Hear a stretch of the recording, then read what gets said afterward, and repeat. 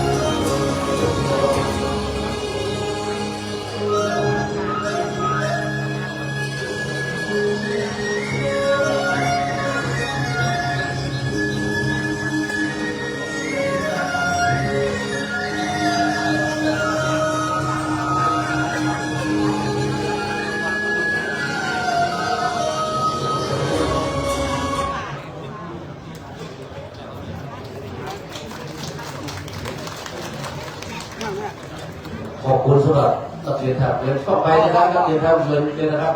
น้องๆผู้แสดงเข้ามารับของรางวัลจากพระเดชพระคุณท่านพระเทพรัตนนายกก่อนนะครับเข้าแถวที่ทุกคนนะครับเข้าแถวมาเลยลูกมาเลยเอาเข้าแถวทุกคนทุกมาเลยผู้แสดงของเรียนท่าบุญเรือนนะครับเราดีเราได้ครับการโดยความสะดวกการแสดงโดยท่านผู้บริการโรงเรียนพระพุทธวิทยาการนะครับอาจารย์ศิริการยกวิวัฒน์และท่านรองผู้บริการท่านสมยศเกียรติสุขใสที่ได้นำนักเรียนมาร่วมทำถวายในวันนี้ครับนี่เนาะส่วนชุดที่2นะครับเป็นของโรงเรียนแม่ทาวิทยาคมกดแชร์อะไรอย่างชื่อว่าคอร์สคันดอกบุญญาพัฒน์ดีสิริพุทธชัยโดยการแสดงโดยผู้บริการเจ้าประพงษ์ใจปัญญาและรองผู้บริการครับในพิธีสิทธิธรรมครับซึ่งได้นำนักเรียนมาร่วมในวันนี้ครับเพียรครับตอนนี้เพียรพร้อมแล้วเปิดเพลงเลยเด้อ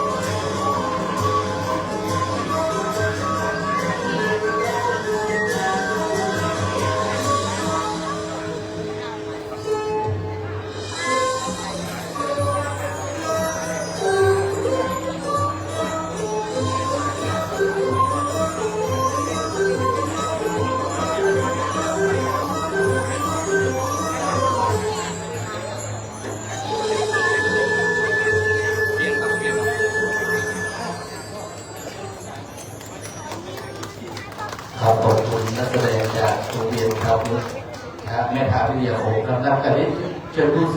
ผู้แสดงทุกท่านครับขอรางวัลจากท่านรองผู้ว่าราชการจังหวัดลำพูนกับท่านโยธีกระทรวงความดีครับเชิญครับ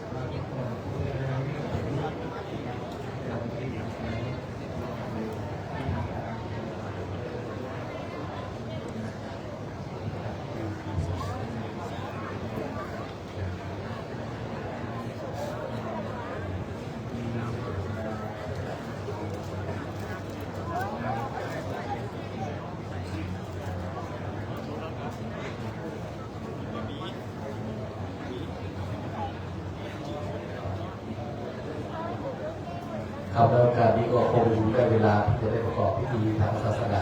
แล้วการนี้ก็เชิญถ้าอาจารย์ผมเอกนักตรงครับได้ทำหน้าที่เป็นส่วนหน้าพิธีกรเพื่อทำพิธีการแต่งเป้าให้มีโบราณต่อไปครับขอกราบนมัสการพระสา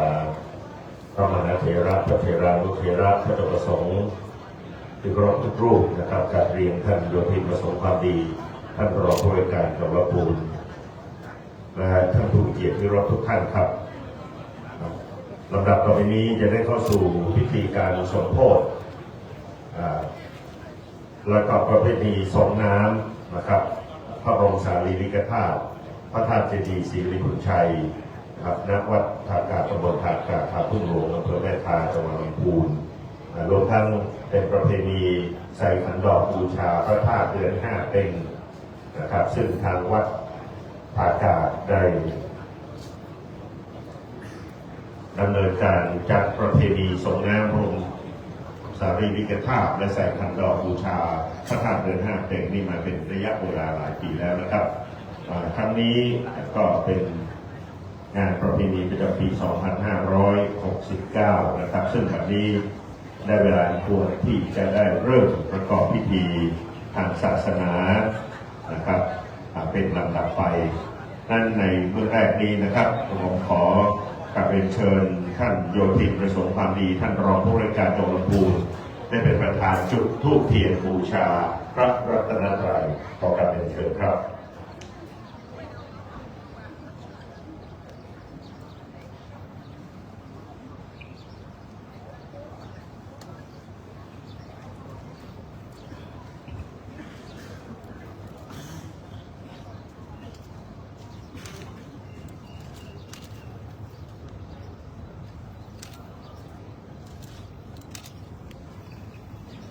เชิญทุกท่านได้ประนมมือน้อมจิตน้อมใจของท่านระลึกถึงคุณของพระพุทธพระธรรมพระสงฆ์อันเป็นสรณะที่พึ่งของเราท่านทั้งหลายครับ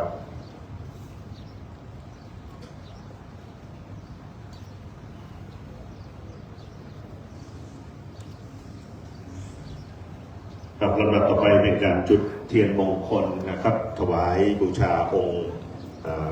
พระธาตุดับแรกขอเรียนเชิญท่านหนอแก้วอุตโนท่านผู้อำนวยการสำนักงานพระพุทธศาสนาจังหวัดลำพูนได้จุดเทียนมงคลซ้ายนะครับต้นที่1บูชาพระบรมสารีริกธาตุพระธาตุเจดีย์ศรีหฤพุนชัยนะครับอันนี้เป็นนามของพระธาตุเจดีย์องค์นี้ที่ประดิษฐานอยู่ยังวัดท่ากาบซึ่ง สมเด็จพระสังฆราชเจ้าสมเด็จพระสังฆราชเจ้าได้โปรดประทานชื่อมานะครับและเรียนเชิญท่านทวัชชัยมวลพิทักษ์นะครับท่านวัฒนธรรมตำบลภูมิได้จุดเทียนมงคลขวานะครับบูชาพระบรมสารีริกธาตุครับ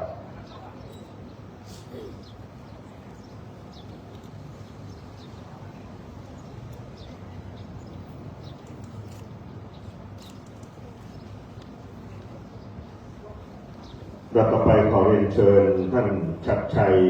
วงศ์ปริยากรท่านนายอำเภอแม่ทาได้เป็นผู้จุดธูปเทียนเครื่องทองน้อยเบื้องหน้าพระรูปของสมเด็จพระสังฆราชเจ้ากรมหลวงวชิระยานสังวรนะครับพระสังฆราชองค์ที่19นะครับซึ่งวัดบวรนิเวศวิหารนะครับพระองค์ท่านได้โปรดประทานพระนามประธานพระบรมสารีริกธาตุบรรจุไว้ในองค์พระธาตุเจดีย์พร้อมทั้งประธานนามว่าพระธาตุเจดีย์ศรีหฤคุณชัยด้วยนะครับต่อไปขอเรียนเชิญกำนันทศสาวพานีนะครับประธานสภาวัฒนธรรมอำเภอแม่ทาได้จุดธูปเทียนเครื่องทองน้อยเบื้องหน้ารูปของหลวงพ่อท่านพระครูอาทรพรหมคุณครูบาลัยพรหมสโลอดีตเจ้าคณะอำเภอแม่ทาอดีตเจ้าวาดวัดทากาผู้ได้เป็นประธานในการก่อสร้างพระธาตุเจดีย์ศรีหฤคุณชัยองค์นี้ครับ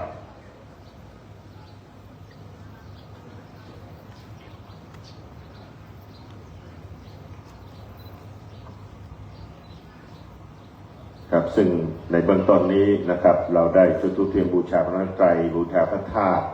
แล้วก็บูชาครูบาอาจารย์ผู้มีพระคุณตั้งแต่สมเด็จพระสังฆราชเจ้า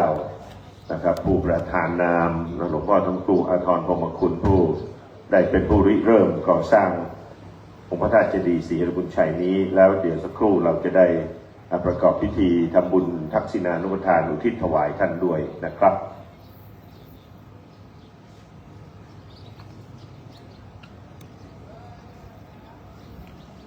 ครับลำดับต่อไปเชิญทุกท่านกล่าวคำบูชาพระรัตนตรัยสมาทานเบญจศีลพร้อมกันนะครับ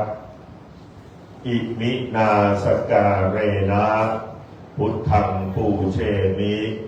อิมินาสการเรนะธัมมังปูเชมิอิมินาสการเรนะสังฆังปูเชมิอะระหังสัมมาสัมพุทโธภควาพุทธังภควันตังอภิวาเทมิสวากขาโตภควตาธัมโมธัมมังนัมสสามิสุปฏิปันโนภควโตสาวกสังโฆสังฆังนะมามิมัจยังพันเตวิสุงวิสุงรักขณทายะ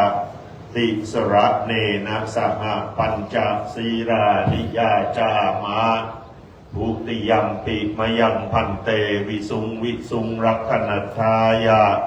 ติสระเนนะสหปัญจศีรานิยาจามะตาติยัมปิมยังพันเตวิสุงวิสุงรักขณทายะติสระเนนะสหปัญจศีลานิยาจามะนะโมตัสสะภะคะวะโตอะระหะโตสัมมาสัมพุทธัสสะนะโมตัสสะภะคะวะโตอะระหะโตสัมมาสัมพุทธัสสะนะโมตัสสะภะคะวะโตอะระหะโตสัมมาสัมพุทธัสสะนะโมตัสสะภะคะวะโตอะระหะโตสัมมาสัมพุทธัสสะนะโมตัสสะภะคะวะโตอะระหะโตสัมมาสัมพุทธัสสะนะโมตัสสะภะคะวะโตอะระหะโตสัมมาสัมพุทธัสสะธัมมังสรณังคัจฉามิพุทธังสรณังคัจฉามิธัมมังสรณังคัจฉามิธัมมังสรณังคัจฉามิสังฆังสรณังคัจฉามิ สังฆังสรณังคัจฉามิ ติยัมปิพุทธังสรณังคัจฉามิ ทุติยัมปิพุทธังสรณังคัจฉามิ ติยัมปิธัมมังสรณังคัจฉามิ ทุติยัมปิธัมมังสรณังคัจฉามิ ติยัมปิสังฆังสรณังคัจฉามิ ทุติยัมปิสังฆังสรณังคัจฉามิ ตติยัมปิพุทธังสรณังคัจฉามิ ตติยัมปิพุทธังสรณังคัจฉามิ ตติยัมปิธัมมังสรณังคัจฉามิ ตติยัมปิธัมมังสรณังคัจฉามิ ตติยัมปิสังฆังสรณังคัจฉามิ ตติยัมปิสังฆังสรณังคัจฉามิ ปานาติปาตาเวรมณีสิกขาปะทังสมาธิยามิ ปานาติปาตาเวรมณีสิกขาปะทังสมาธิยามิ ทินนาทานาเวรมณีสิกขาปะทังสมาธิยามิ อาทินนาทานาเว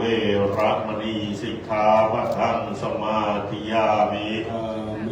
สุมิจฉาจาราเวรมณีสิกขา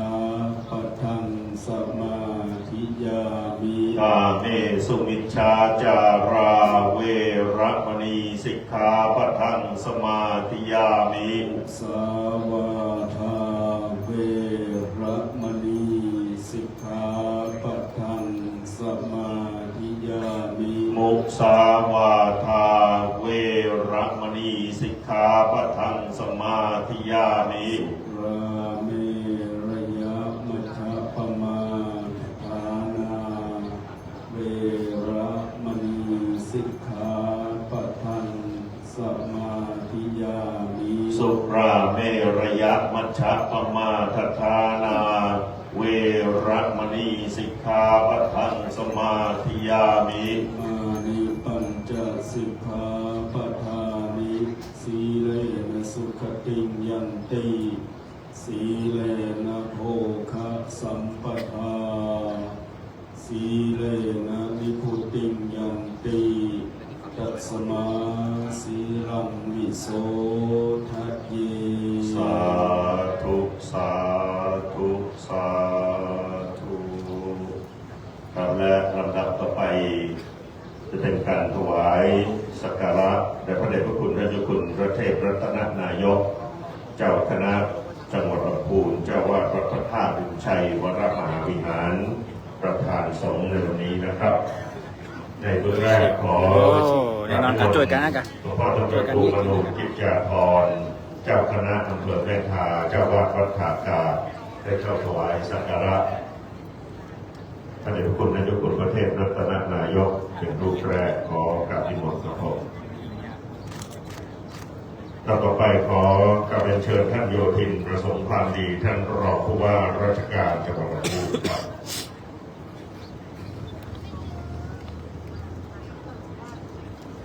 ครับ ต่อไปขอ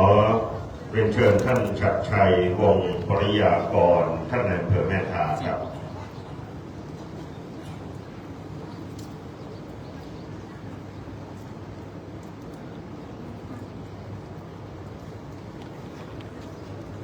ต่อไปขอเรียนเชิญท่านหนอแก้วอุตโนท่านผู้อำนวยการสำนักงานพระพุทธศาสนาจังหวัดลำพูนครับ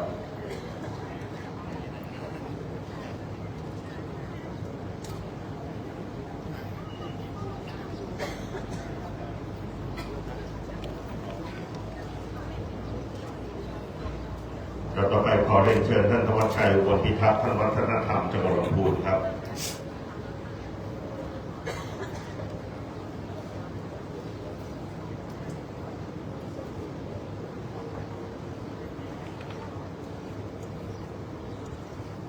และต่อไปขอเรียนเชิญท่านนายกบัญญัติกิติการท่านนายกเทศมนตรีตำบลท่ากาศครับ ต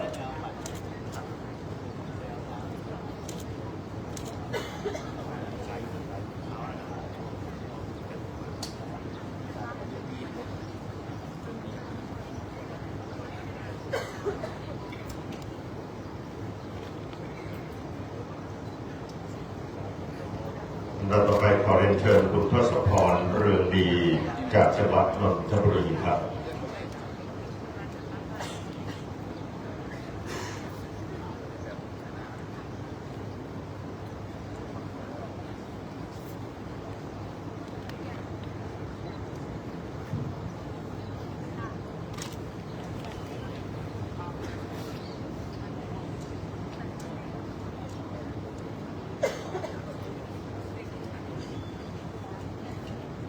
ครับและลำดับต่อไปจะเป็นการทอดผ้าไตร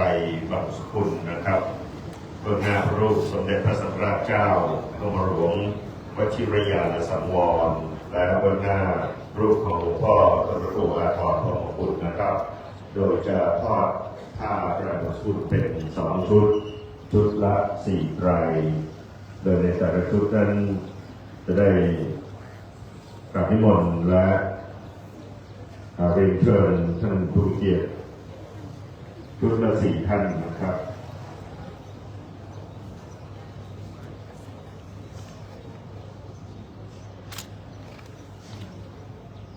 ผ้าไตรบังสกุลในชุดที่1นะครับขอ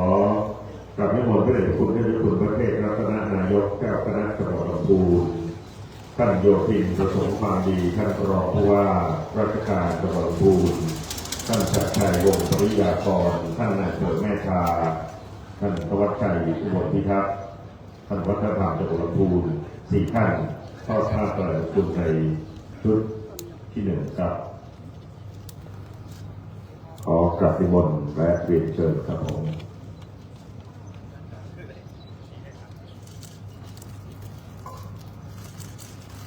กับและขอกราบนิมนต์4 รูปต่อไปนี้ที่นาผ้าไตรบังสกุลนะครับขอกราบนิมนต์หลวงพ่อท่านพระครูวรธรรมาภิรมย์ที่ปรึกษาเจ้าคณะตำบลเมียนยองวัดศรีเมืองยูท่านพระครูสุจิตตบุญญาพรนะครับที่ปรึกษาเจ้าคณะอำเภอสารพีวัดหนองแฝกอำเภอสตรีจังหวัดเชียงใหม่ท่านพระครูวิวิธธรรมธาดาเจ้าคณะอำเภอบ้านโมกวัดทุ่งมาและท่านพระครูสติธรรมาภินันท์รองเจ้าคณะอำเภอสันปะตองวัดอินทวิชัยทั้ง4 รูปเป็นองค์ที่นาผ้าไตรบังสกุลขอกราบนิมนต์พระผม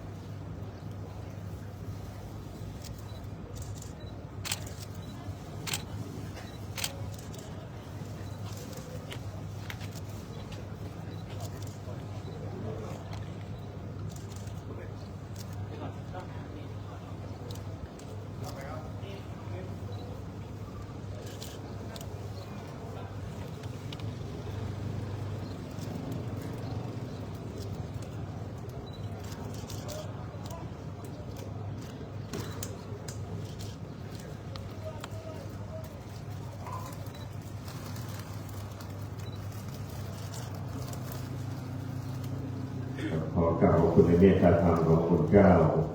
ซึ่งเป็นครูบาอาจารย์ผู้สูงอายุพรรษาหลวงปู่ท่านครูวรธรรมาภิรมย์ใน90 ย่าง 91นะครับได้โปรดได้กล่าวมาเป็นประสบพิธีและท่านได้ร่วมทำบุญด้วยนะครับผ้าไตรบังสกุลในชุดที่2ขอเรียนเชิญ4 ท่านต่อไปนี้เป็นผู้ทอดผ้าไตรบังสกุล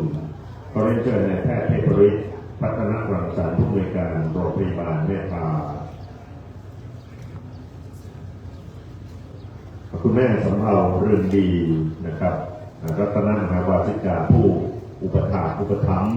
บำรุงวัดท่ากาศมาโดยตลอดนะครับเรียนเชิญท่าน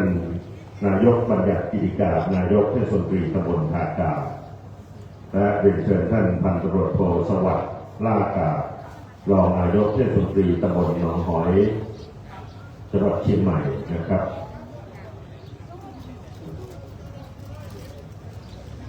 นายกเทศมนตรีตำบลหนองหอยจังหวัดเชียงใหม่นะครับทั้ง4 ท่าน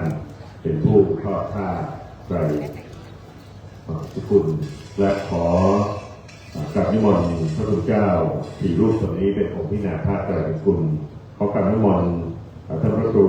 สิริสุตามิยุทธรองศาสตราจารย์ดร.รองเจ้าคณะจังหวัดพระเจ้าคณะอำเภอเมืองลำพูนผู้อำนวยการวิทยาลัยสงฆ์ลำพูนวัดป่าเหวท่านพระครูกิติเรียนนิเวศรองเจ้าคณะอำเภอเมืองลำพูนวัดแม่สารประแดท่านพระครูที่ว่าธรรมวินิจรองเจ้าคณะอำเภอป่าซางวัดปะเหียนและท่านพระครูปริยกิจมงคลรองเจ้าคณะอำเภอสารพีวัดชังเกิ้งจังหวัดเชียงใหม่อำเภอสารพีจังหวัดเชียงใหม่นะครับทั้งสี่รูปเป็นองค์พินาภาคไตรเป็นคุณของกราบนิมนต์ครับผม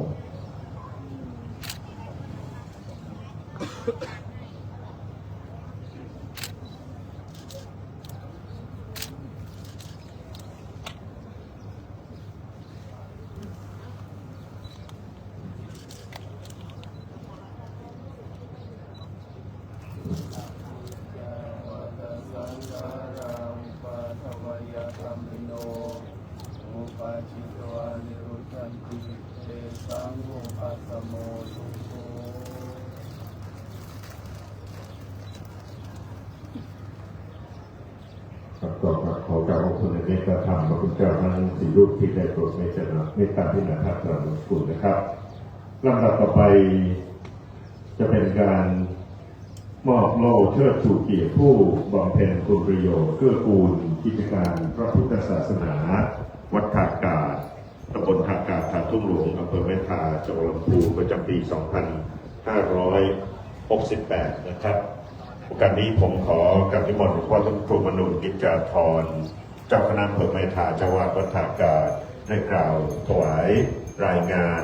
และพระเดชคุณเป็นเจ้าคุณประเทศรัตนนายกเจ้าคณะจังหวัดลำพูน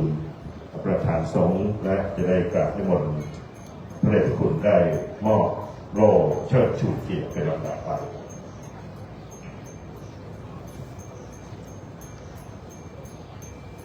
ขอประทานกราบเรียนพระเดชพระคุณพระเทพรัตนนายกเจ้าคณะจังหวัดลำพูนประธานคณะทำงานขับเคลื่อนโครงการหมู่บ้านรักษาศีล5 เมืองเหนือเจ้าวาดวัดพระธาตุริพุนชัยปรมาภิไธารที่เคารพเจริญพรให้โยธินประสงค์ความดีรองผู้ว่าราชการจังหวัดลำพูนท่านชัดชัยวงศ์ปีเกียรติพรในอำเภอแม่ทาและท่านผู้อำนวยการสำนักงานพระพุทธศาสนาจังหวัดลำพูนท่านวัฒนธรรมจังหวัดลำพูนตลอดจนถึงศรัทธาสาธุชนทุกท่านกล่าวพระครูมนูญกิจจาธรเจ้าคณะอำเภอแม่ทาเจ้าวาดวัดท่ากาศรู้สึกดีใจและเป็นมงคลอย่างยิ่งที่พระเดชพระคุณได้เมตตามาเป็นประธานฝ่ายบรรพชิตโดยมีคณะรองผู้ว่าราชการจังหวัดลำพูนเป็นประธานฝ่ายพระฤหัส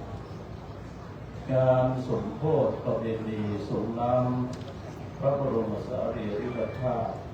พระธาตุเจดีย์ศรีวริพุนชัยแห่งวัดท่ากาศประจำปีพุทธศักราช 2569 ได้จัดขึ้นในระหว่างวันที่ 1-2 กุมภาพันธ์ พุทธศักราช 2569 และเพื่อเป็นขวัญและกำลังใจจะได้มอบโล่เชิดชูเกียรติคุณผู้บำเพ็ญคุณประโยชน์เพื่อกูลกิจการพระพุทธศาสนาต่อวัดท่ากาศประจำปีพุทธศักราช 2568 ก็ขอประทานกราบถวายรายงานว่าการจัดงานสมโภชประเพณีส่งน้ำพระบรมสารีริกธาตุของวัดท่ากาศซึ่งได้ยึดตามความดำริของติเจ้าวาดวัดท่ากาศคือหลวงพ่อพระครูอาภรณ์รมคุณวงเล็บเปิดไหลใช้ยาธรรมสโรเล็บปิดซึ่งเป็นอดีตเจ้าคณะอำเภอแม่ทารูปที่ 7ท่านได้สร้างพระธาตุเจดีย์องค์นี้โดยการจำลอง จากวัดพระธาตุริพุนชัยโดยได้เริ่มการก่อสร้างเมื่อปีพุทธศักราช 2545 ความกว้าง 6 เมตร ความสูง 15 เมตร ทั้งนี้โดยได้รับการอุปถัมภ์เริ่มต้นจากครอบครัวของคุณแม่บัวซอนสุภาพันธ์วดีคุณพีรพงศ์สุภาพันธ์วดีคุณครูอมรสุภาพวณิช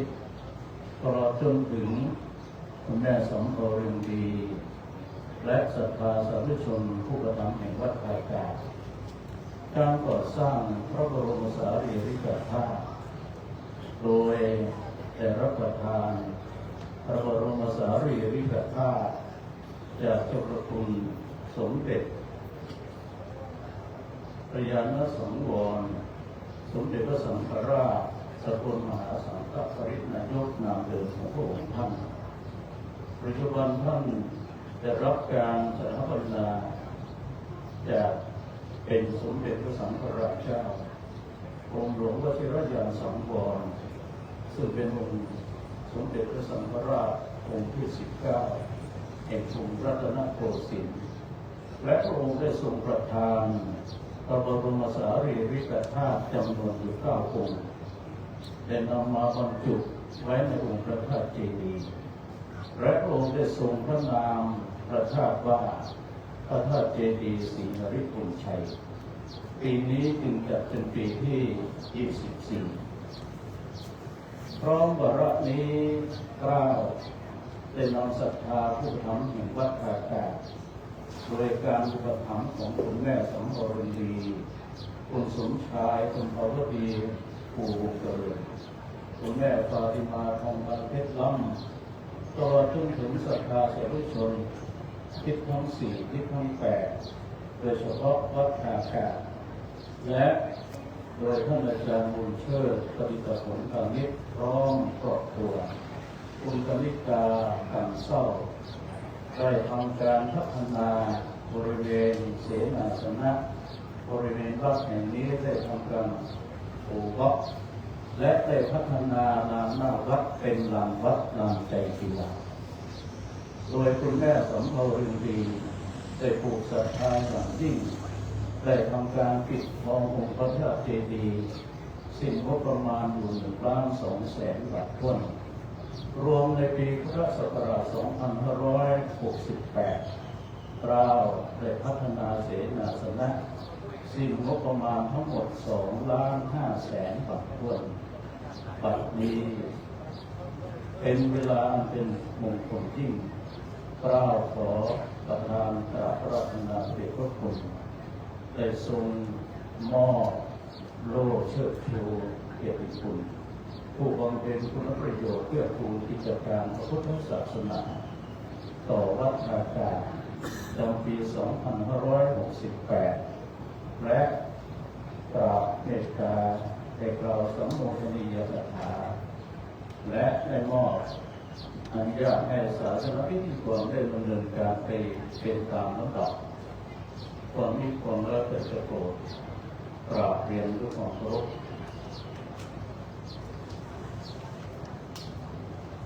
กับลำดับต่อไปกราบขอกราบนิมนต์พระเดชคุณท่านเจ้าคุณพระเทพรัตนนายกได้โปรดในการเป็นประธานมอบโล่เชิดชูเกียรติผู้บำเพ็ญคุณประโยชน์เพื่อกูลกิจการพระศาสนาวัดท่ากาศตำบลท่ากาศท่าทุ่งหลวงอำเภอแม่ท่าจังหวัดลำพูนจำนวน 30 ท่านดังนี้ท่านที่ 1 นางประภัยกัญจาบ้านท่ากาศ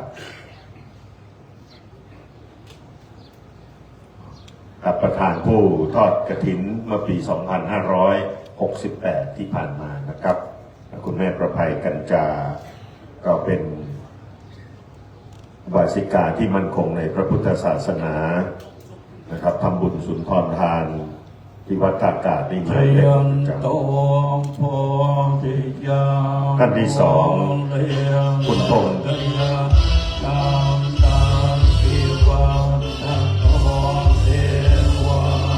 ท่านพงศักดิ์อุตสาหพงศ์ศิลป์ปลัดอาวุโสอำเภอแม่ตา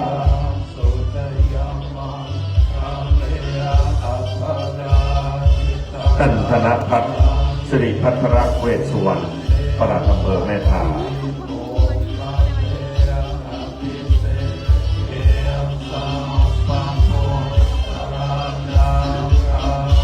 นางสาวนัทธิยาชยนันท์ปลัดอำเภอแม่ทา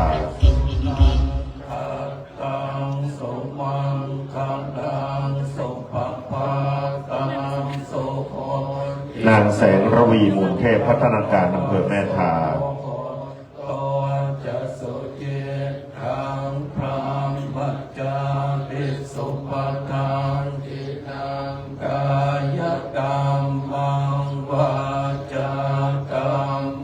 นางศิรการจงสิริวัฒน์ผู้อำนวยการโรงเรียนทาคุงเงินวิทยาคาร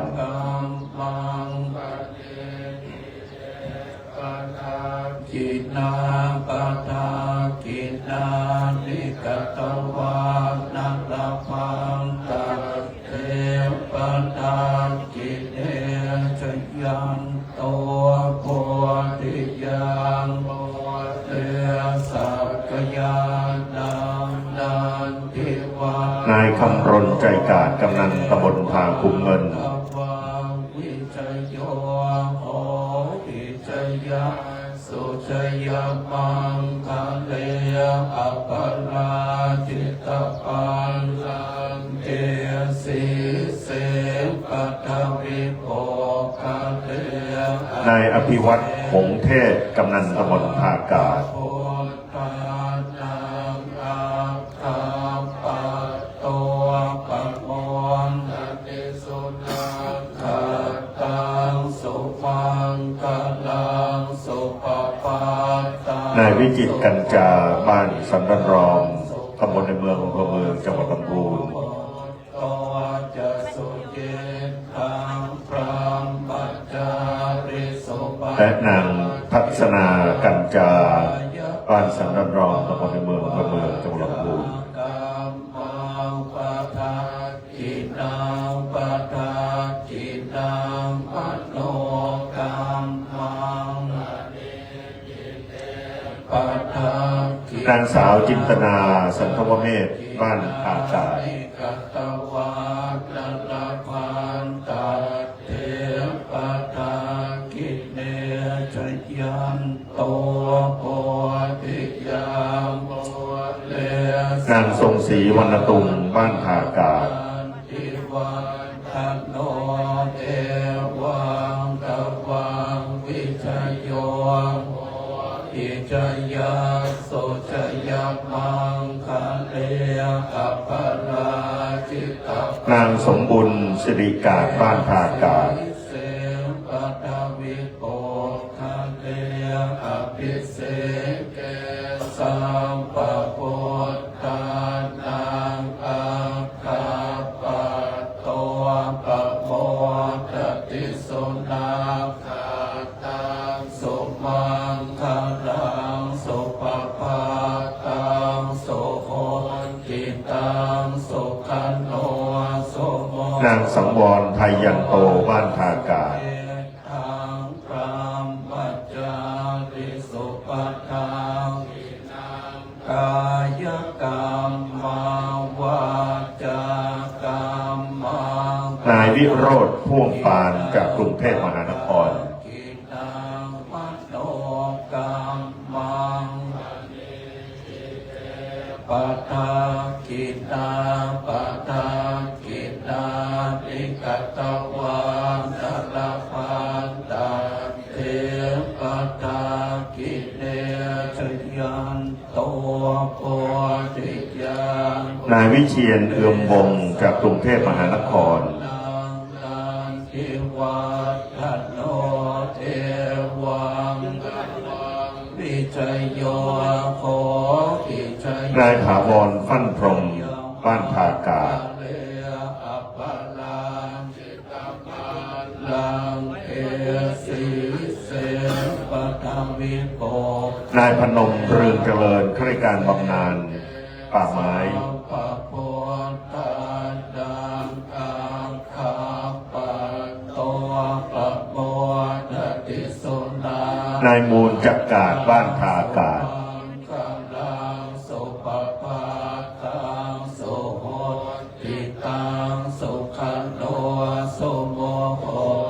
ทิศชัยสวัสดิ์บ้านทากาศนายหน่อแก้วสุรินทร์กาศบ้านทากาศ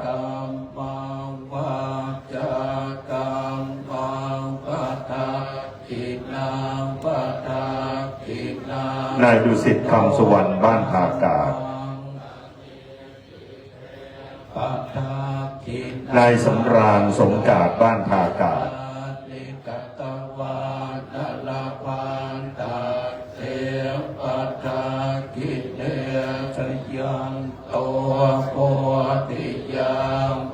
นายศรีวงศ์นวลสาบ้านทากาศ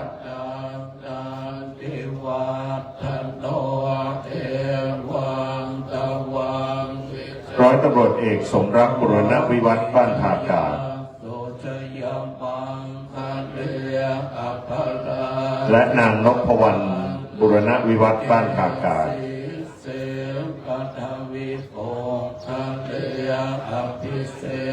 นายสุพลมานะสุขบ้านทากาศ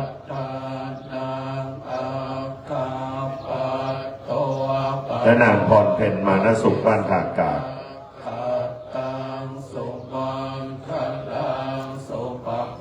นายคทาภูผารัตน์กนกบ้านทากาศ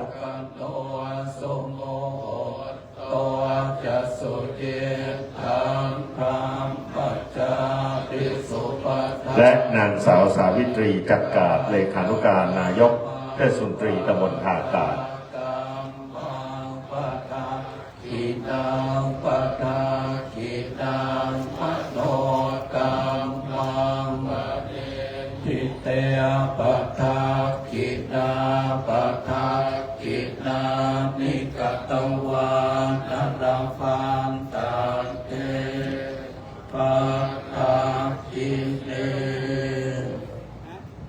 โอกาสนี้กล่าวขอกราบนิมนต์พระเดชพระคุณท่านเจ้าคุณพระเทพรัตนนายกเจ้าคณะจังหวัดลำพูนเจ้าวาดวัดพระธาตุบุญชัยวรมหาวิหารได้โปรดเมตตากล่าวสัมโมทนียกถานะครับขอกราบนิมนต์ครับ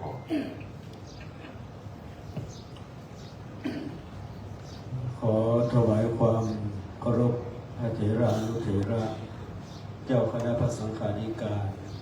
ทุกรูปเรียนท่านพระครูมโนจิตจาธรเจ้าคณะอำเภอแม่ทาเจ้าวาดวัดทากาศ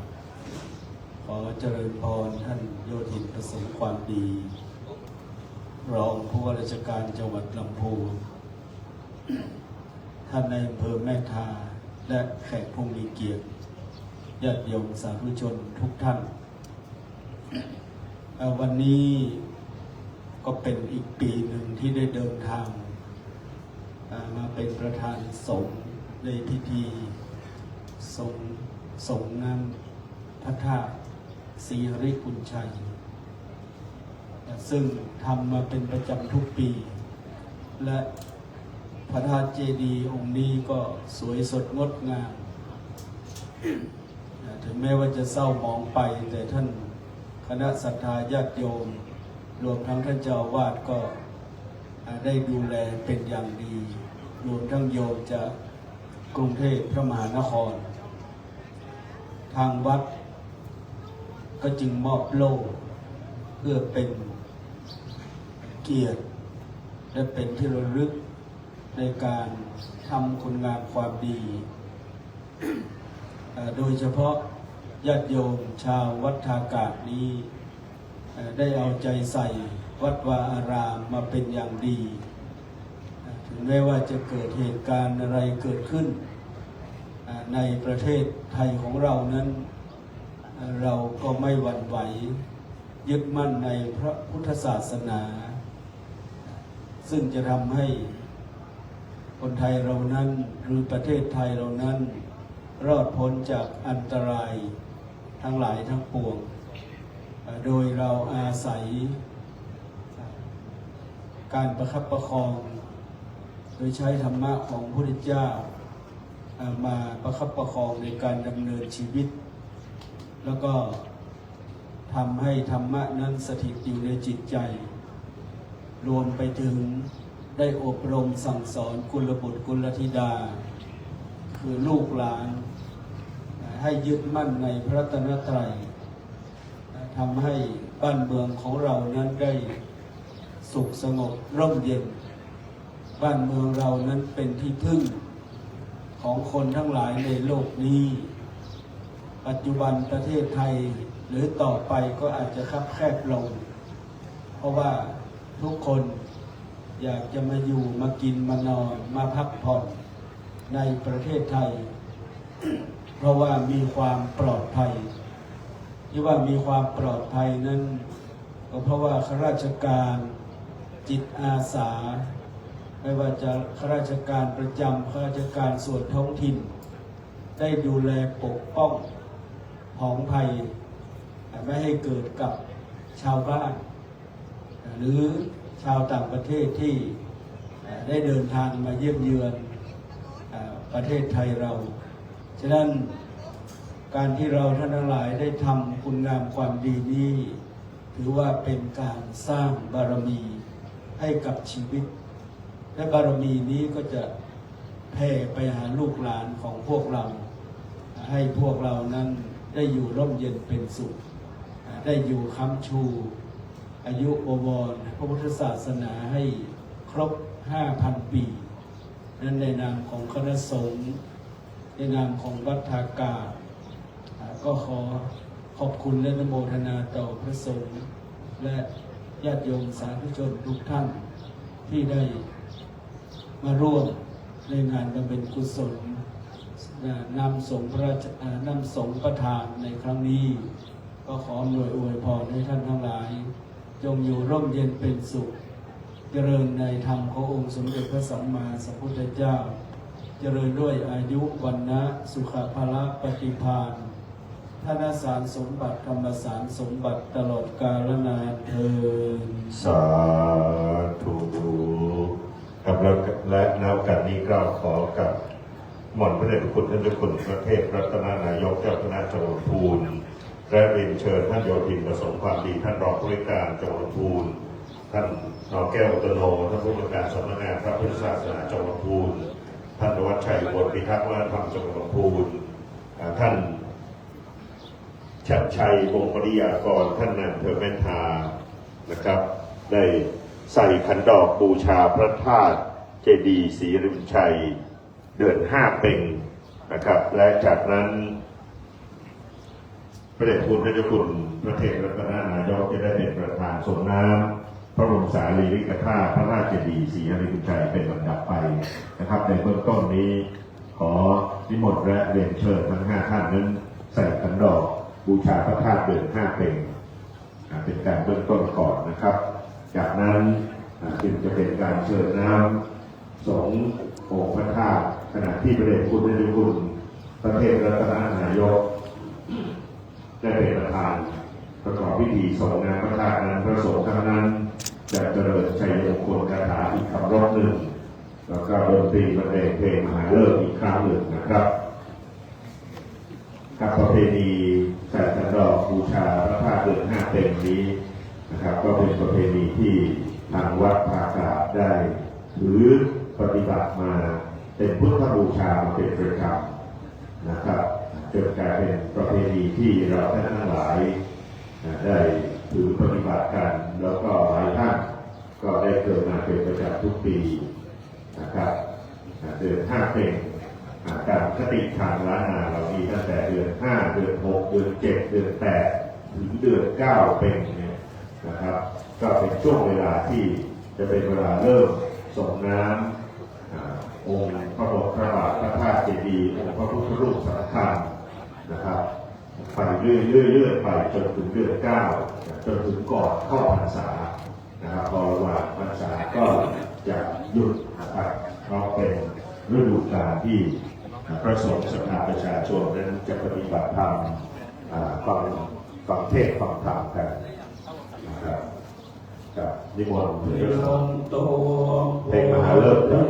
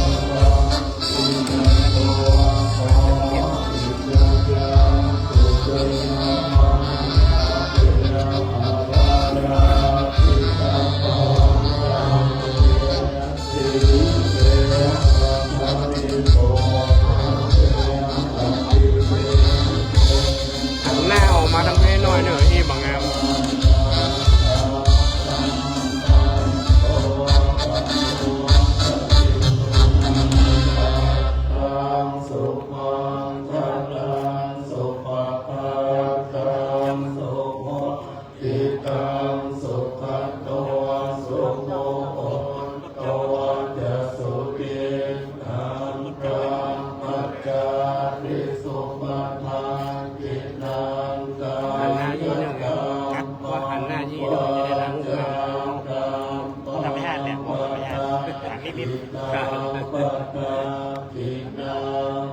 คุณนะครับเดี๋ยวภาพสวยๆเอาลงในนี้จะเป็นเฟซวัดนะครับ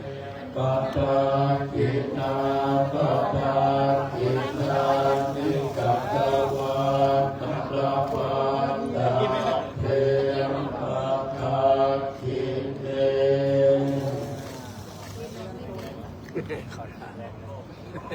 ยันโตโก พระเดชพระคุณ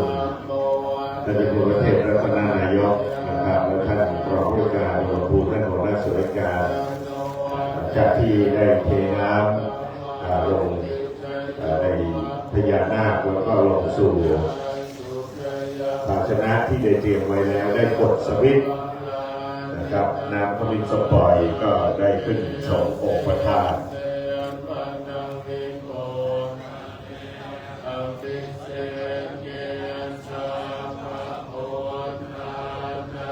เชิญคุณแม่สัมภาวันดีนะครับได้กดสวิตช์ส่งน้ำพระธาตุ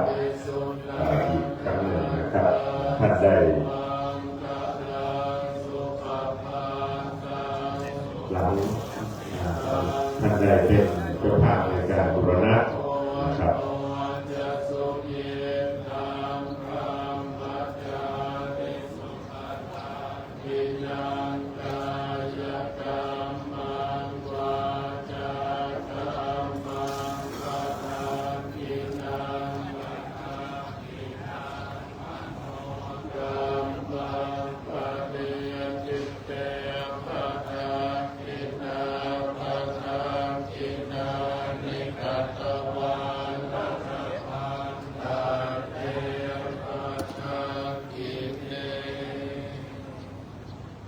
ครับลำดับต่อไป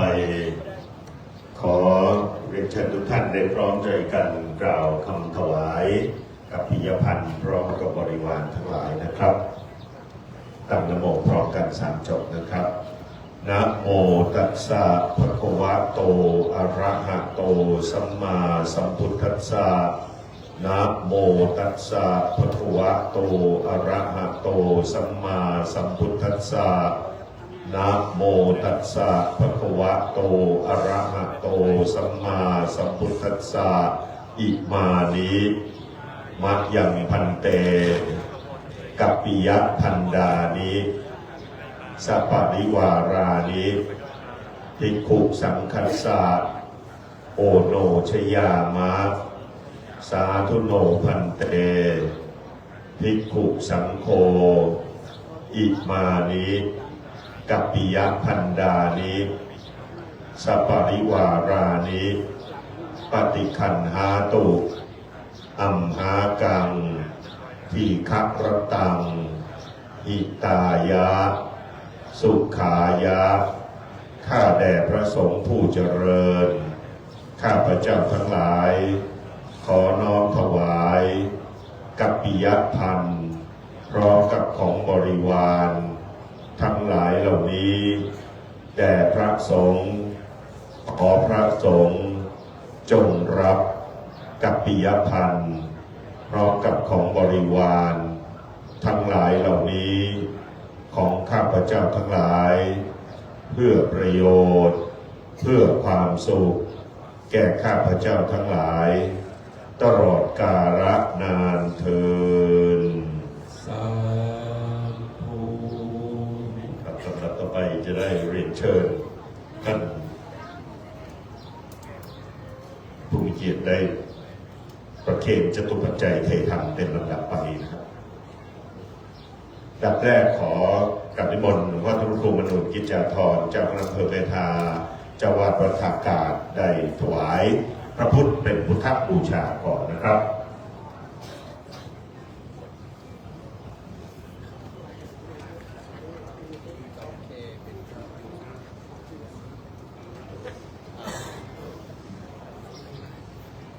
ครับและลำดับต่อไปขอเรียนเชิญผู้มีรายนามต่อไปนี้ได้เข้าถวายจตุปัจจัยเทธรรมและประสบพิธีตั้งแต่ต้นนะครับเป็นลำดับไปขอกราบเรียนเชิญท่านโยธินประสงค์ความดีท่านรองผู้ว่า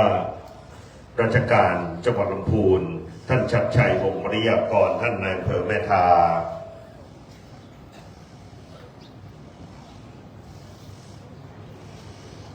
ท่านพงศักดิ์อุตสาหะพงศิลป์ปลัดอาวุโสอำเภอแม่ทาคุณพัชรีคำติตานายกกิ่งกาชาติอำเภอแม่ทานายแพทย์เทพฤทธิ์พัฒนารังสรรค์ผู้อำนวยการโรงพยาบาลแม่ทาคุณสนั่นช่างปรุงนักวิชาการชำนาญการพิเศษสำนักงานพระพุทธศาสนาจังหวัดลำพูนผู้แทนสถานีตำรวจภูธรท่าอากาศท่านนายกบัญญัติกิติกาศนายกเทศมนตรีตำบลท่าอากาศท่านนายกเสกสรรสุรินทร์กาศนายกเทศบาลตำบลท่าขุมเงินอาจารย์สุพจน์จินวงศ์ประธานวิทยาวัจกรวัดท่าอากาศ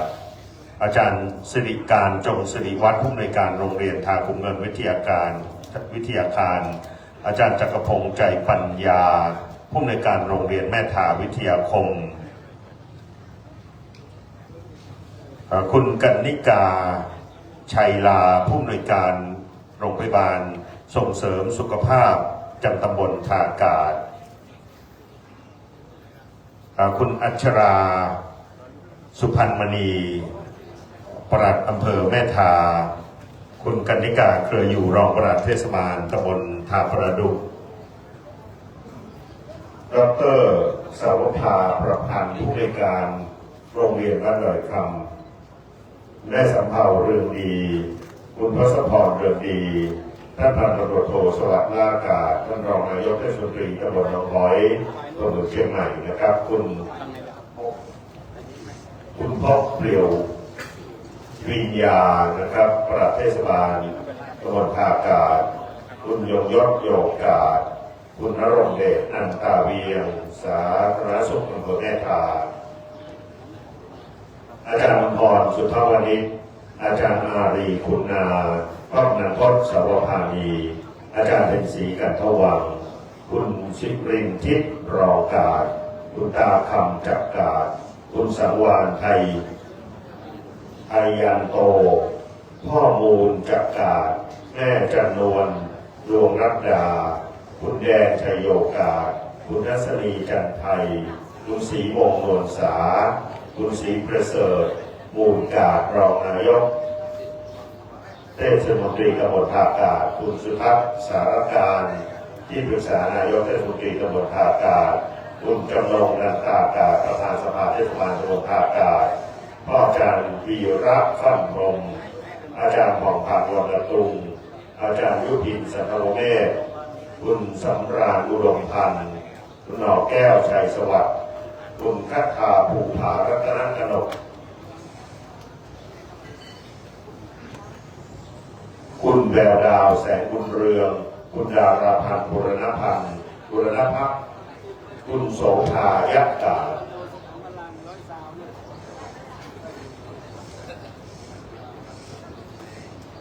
คุณเบญจวรรณสอนกองแดง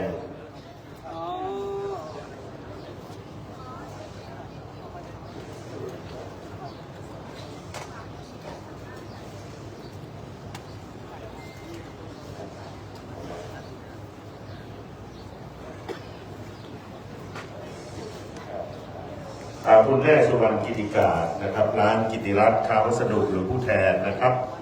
คุณประหยัดคุณทิพวรรณมาลาสินครับคุณพรเพ็ญมานะสุขครับคุณยงยุทธโยกาคุณอาจารย์สุรินทร์อาจารย์รัตนาสุภาคำคุณอมรรัตนมณี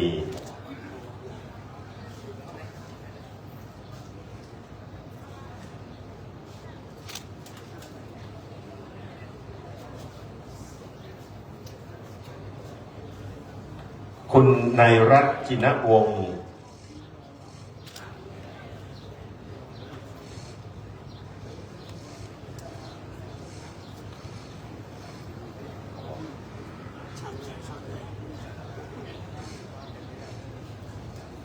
แม่หลวงวิรดาวรรณตุงครับ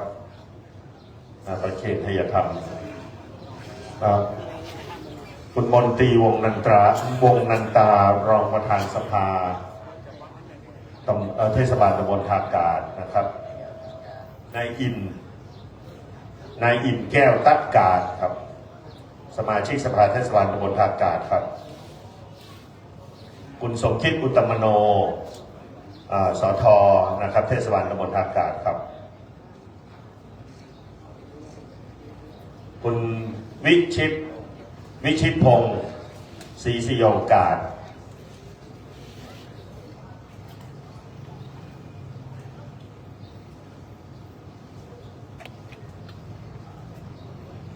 พ่อวิจิตรกัญจานะครับคุณทรงศรีวรรณตุง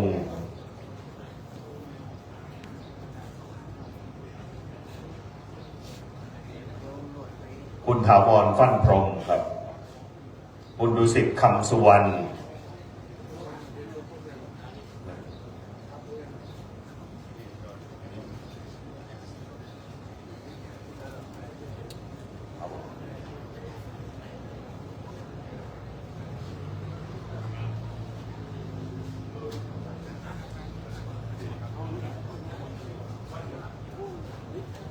ครับและณโอกาสนี้นะครับก่อนที่จะได้รับพรจากพระสงฆ์คุณแม่สำเภาเรืองดีพร้อมด้วยลูกหลานนะครับมีจิตเจตนาศรัทธาอยากจะถวายปัจจัยจำนวน 50,000 บาทเพื่อร่วมสมทบในการจัดพิธีพระราชทานเพลิงศพท่านพระครูธรรมรงค์วีรพิทักษ์อดีตเจ้าวาดวัดศรีมงคลเมืองลึกนะครับซึ่งจะกำหนดพิธีพระราชทานเพลิงศพในวันที่ 22 มีนาคม 2569 คุณแม่สำเภาเรืองดีพร้อมลูกหลานร่วมทำบุญ 50,000 บาทขอการนิมนต์เจ้าวาดวัดศรีมงคลนะครับและพระยาไวยากรกำนันทศสวพานีนะครับได้รับปัจจัยที่จะร่วมทำบุญจากคุณแม่สำเภาเรืองดีและคณะลูกหลานนะครับจำนวน 50,000 บาทก็ต้องขออนุโมทนานะครับเพราะเดิมที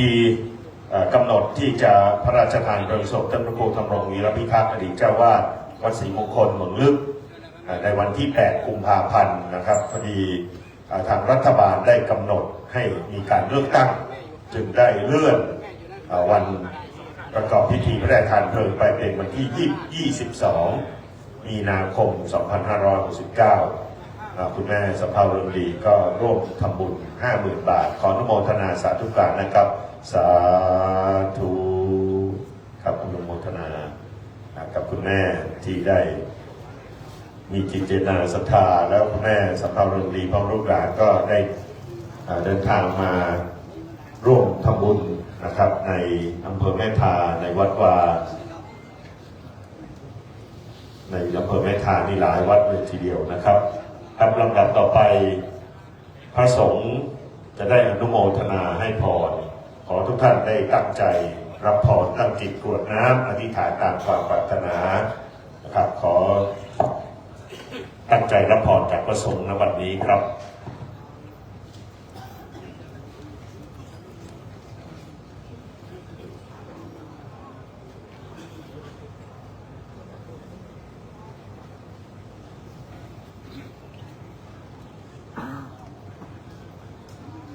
ยะถาวาริวหาภูราปริภูเรนติสาครังเอวะเมวะอิโตดินังเปตานังอุปกัปปติอิชิตังปฏิตังตุมหังคิปะเมวะสวิชตุสัพเพภูเรนตุสังกปาจันโยปนรโสยะถามณิโชติระโสยถาสัพพิติโยวิวัชชันตุสัมภโรโควินาศตุมาเตภวัตวันต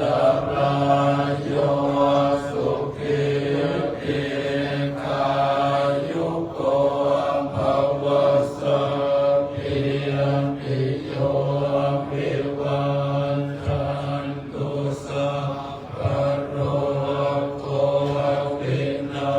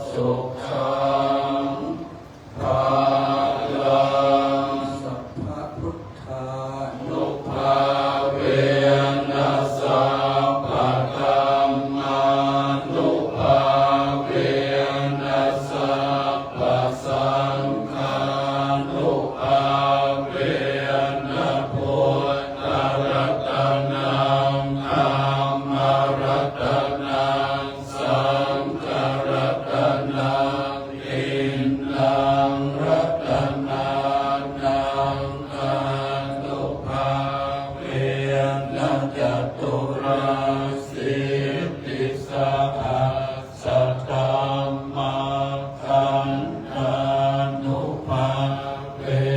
นะปิตกาตยานุภาเวนะชินัสสา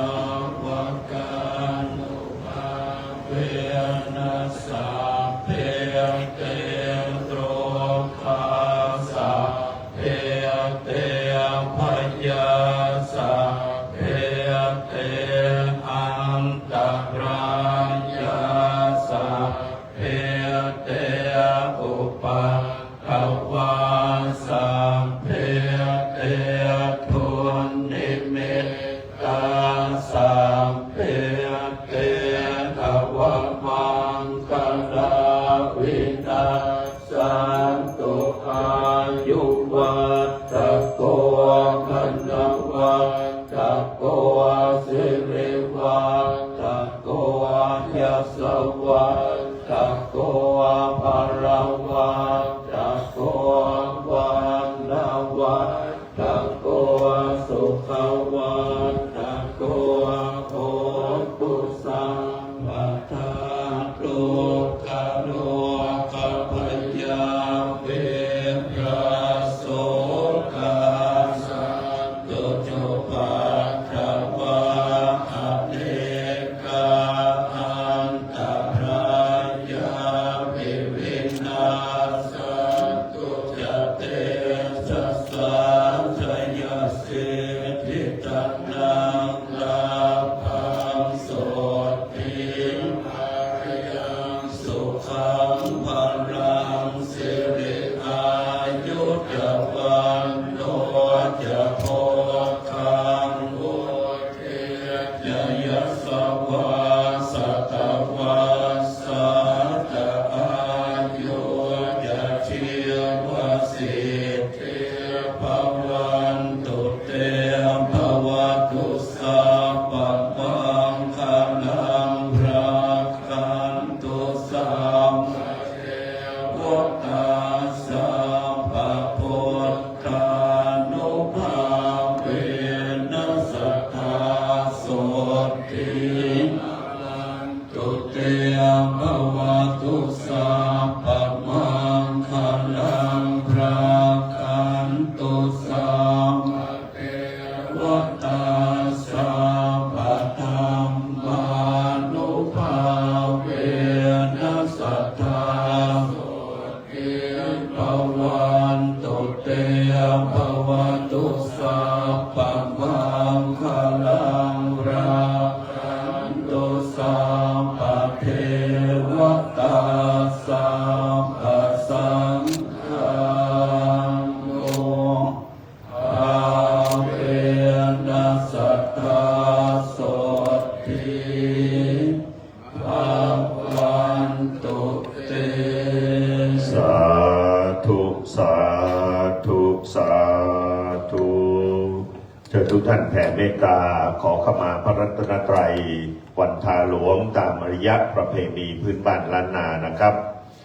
อิตังตานากัมมังนิปานาปัจเจโยโหตุโนนิจจังอิตังศิลากัมมังนิปานาปัจเจโย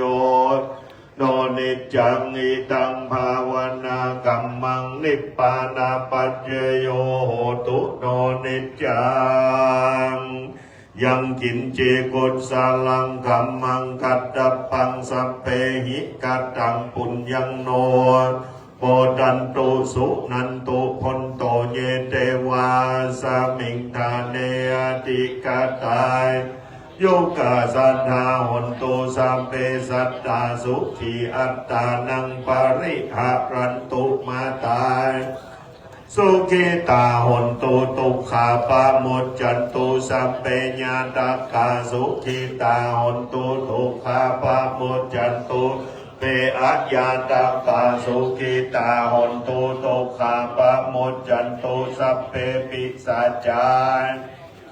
สัพเพเปตาจาสุขิตาหนตุตุขาปะมุจจันตุสัพเพนักขัตตาสุขิตาหนตุปะมุจจันตุสัพเพเตวาสุขิตาหนตุทุกขาปะมุจจันตุสัพเพอาจารย์ ปัจจยาสุขิตาหนตุทุกขาปะมุจจันตุสัพพะสัมปติโยสัพมิจันตุโววันตามิพุทธังสัพพะเมวะโตสังฆะมาทะเมวันตามิธัมมังสัพพะเมวะโตสังฆะมาทะเมบันเตตามิสังฆังสัพพะเมวะโตสังฆังพันเตวันตามิขะรูปัจจยาจาริเยสัพพะเมวะโตสังฆังวันตามิกัมมัฏฐานังสัพพะเมวะโตสังฆะมาทะเมวันตามิอาราเมบันดาสีมังสัพพะเมวะโตสังฆังเปปันเตวันตามิเจติยังสัพพะทานเนสุปฏิทิตาย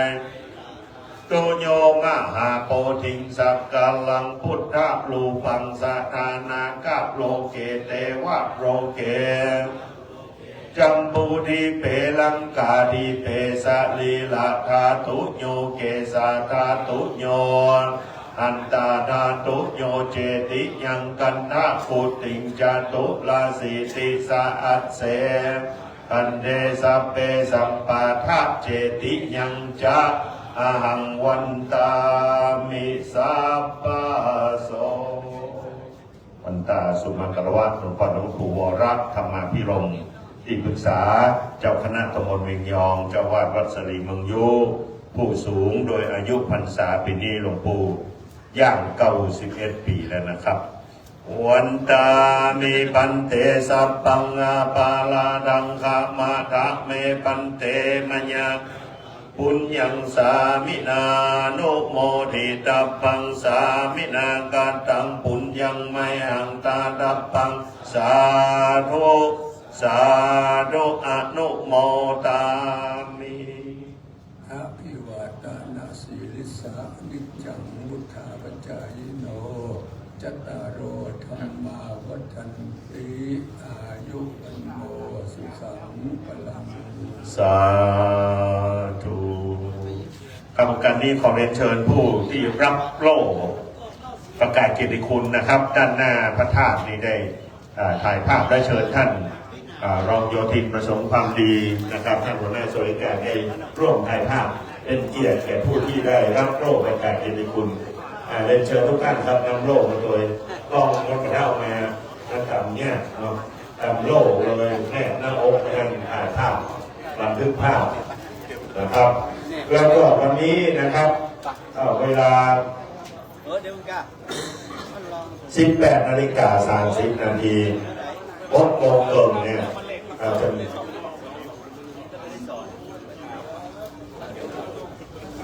สมองมันถูกว่า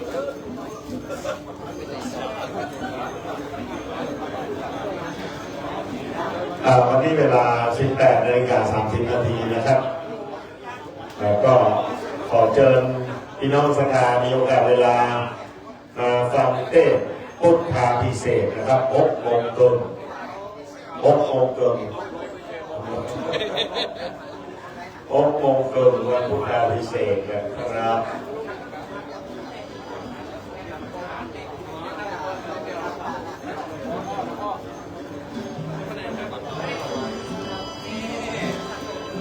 เดี๋ยวอาจารย์